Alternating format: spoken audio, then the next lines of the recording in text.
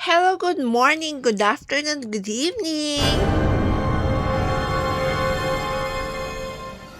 Ayan na nga, ang susuti ni Dre sa kanyang Halloween party. Yan yung parang baka. We call it cow. Pero baka. Ito yung galing kay Zack nung maliit pa siya. Kaya nung sinuot niya, ay nako, ang haba pa pala. Bakit ganito? Hindi naman nakakatakot. Dapat yung mga tiyanak, Chucky doll, white lady, o lampong.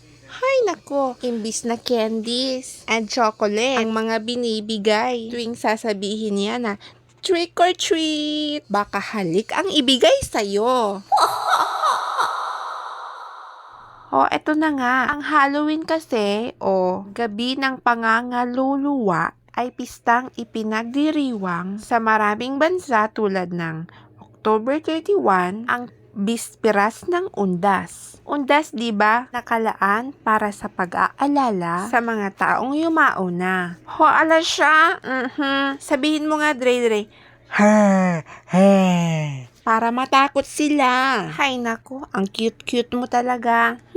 Uy, Mama Wendell, bili ka ng bago. Next year na to, si Mr. Cow. Siya, tama na. Huwag niyo pong kakalimutang i-share at i-subscribe na rin para mapansin din ako. Sige na. Siya, sige, bye! Follow for more.